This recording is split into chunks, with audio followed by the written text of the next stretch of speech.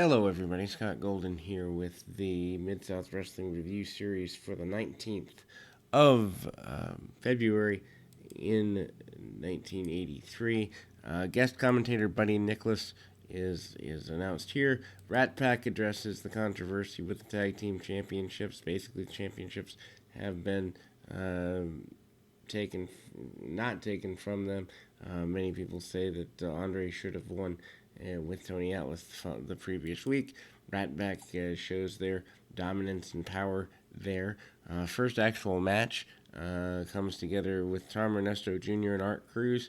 Relatively innocuous, I don't want to say throwaway match, but for lack of a better term, that's kind of what it is.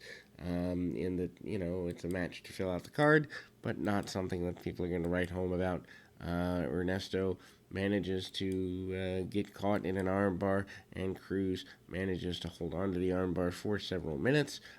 Big drop kick under the chin by Cruz. Cruz has been here for about a month or so, maybe a little more, and 50-50 kind of, although not 50-50 booking, just sometimes he looks like he could win. Other times he's dominated, depends who he's in there with. Cruz looks a little better in this match, stays on the arm of Ernesto throughout the contest here, and we see him send his opponent into the buckle many times, and Ernesto kind of does take over a little bit.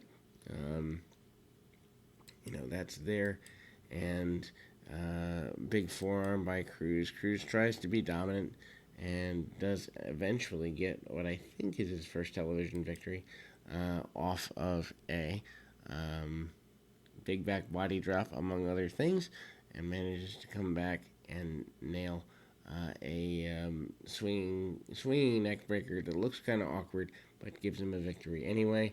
We go to highlights of a cage match with Ric Flair and Kerry Von Erich. This is from Christmas night, I believe, in Memphis, and the turn of the Freebirds is highlighted. I won't even really touch on this because, well, if you've listened to our World Class series, you know about this.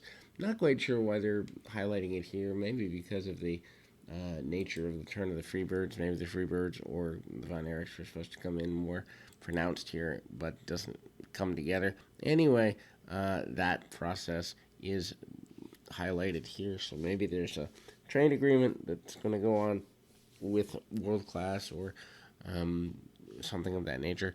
Marty Lundy and Mr. Wrestling 2 is up next. Of course, Marty Lundy becomes Arn Anderson. Wrestling 2 still has not figured out who's been sending him all the threats and such. So that's the pretty big story here. Hard shots by Wrestling 2, and kind of tries to roll through. Does Wrestling 2, tries to take him over, and again, that's kind of there. Some side headlock stuff and a flying headlock takeover by Wrestling 2. He's pretty dominant in this particular contest. Anderson still an amazing bumper. Weird to see him,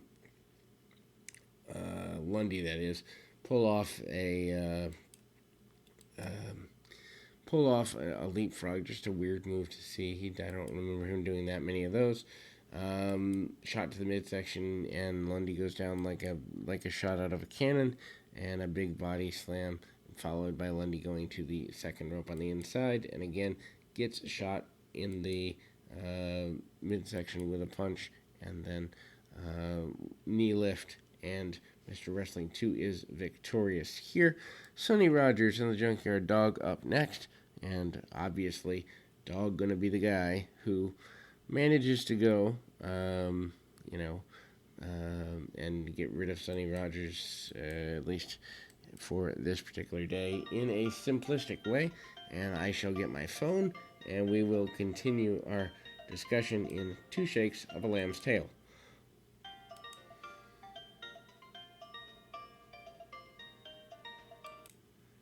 Okay, we do kind of see the continuance of all of that coming together. Again, Andre is a major force in the area, but also, you know, Junkyard Dog and everything that way. Uh, we kind of see the weaponry and everything that comes together with all of that has come together. Junkyard Dog, clearing ring a bit, and we see the entrance of um, somebody on a motorcycle, and that's kind of again mysterious. Junkyard Dog manages to get his victory as mentioned, and kind of a little bit of air of mystery as to who's going to be around and how and why and all of that stuff in the area. Which I will say, Watts doesn't do a great deal of huge mystery type stuff, but he does enough that it keeps you going. DiBiase and Bourne, your tag team champions, do continue on here. Tony Torres and Tim Horner are the adversaries. Bourne and DiBiase, kind of many people wondering about the longevity of them as champions. I'm sure in Mid-South at this time. They've been champions for a while. Rat Pack been in control for a while. That does balance of power does shift in the next couple of months into the summer, but they're still doing good here. Born with some leapfrogs. Obviously, both guys second generation guys.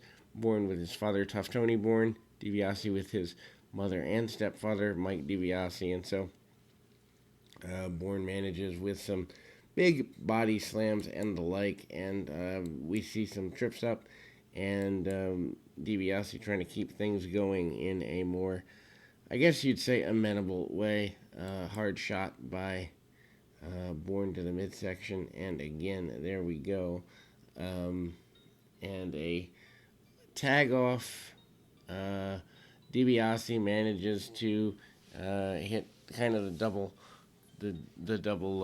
atomic drop. Atomic drop. Actually, the baby faces hit that, and we kind of do see that kind of going in a positive direction. Horner comes in, hitting the majority of aggressive moves, drop kicks, misses an elbow drop, though DiBiase kind of a little unhappy with all of that. Hits a short knee himself. Not the knee list of wrestling too, but again, kind of do see the short knee and a shot or two by by Horner. Horner runs through the ropes and tags off to Torres. Torres getting a title shot, I think, here is more about needing extra bodies.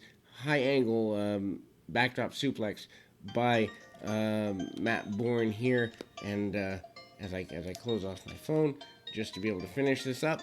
But anyway, DiBiase hits a power slam and gets a victory for his team here. Tag team champions still in control. So Hacksaw Duggan against Tiger Conway Jr. Tiger Conway Jr. Not exactly. I guess I would say a regular in the area, but kind of around a little bit. And Duggan, kind of here, there, and everywhere.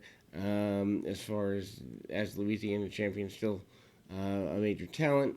Conway Jr. comes up and kind of ducks out of the way. Duggan manages to kind of brawl his way through some chin locks and basic stuff, hard forearms, and Duggan hits a kick right to the spine of Conway Jr. Duggan really doesn't necessarily like sharing his space very much, so you'll see him hit power moves pretty quickly. 1-2, and out the back door after a backbreaker. Duggan again cranking down on his adversary, and we see that in fact Conway Jr. does get a little bit of offense on Jim Duggan. Not a whole heck of a lot, but enough. And, some shots to the buckle and whatnot. Kick under the chin, and Conway does manage to get just enough of an advantage to kind of show a little bit of aggression. Referee goes spilling to the outside. Duggan with a double axe handle from behind, and Duggan not in any way willing to completely take a backward step there. Duggan sends Conway over the top rope with a backdrop, and actually pretty well, I believe, loses the fall due to the referee being down and all of that. Then we have our closed match: Joe Stark, Kelly Kiniski. Not quite sure why Kiniski's being featured so well. Probably the second generation nature more than anything. They only have about 5 minutes here. They don't need much more than that. Stark, again, an enhancement talent, been around a little while. Kiniski managing to use basic stuff, drop kicks, punches, kicks, and the like, and kind of backs Stark up a little bit. Manages to do the least to get the most, and we see Kiniski manage to kind of choke his opponent out, or not choke him out, but use the ride time on a reverse chin lock to get an advantage here. Anyway, knees to the head and neck area of Stark, and Kiniski again with the backbreaker, which he eventually, pretty sure, turned into a finish. And it's not a finish here, as again the episode closes without a clear winner here in Mid-South. We move on to the last week in February with our next episode. Please join us, will you? We'll be back with more right after this.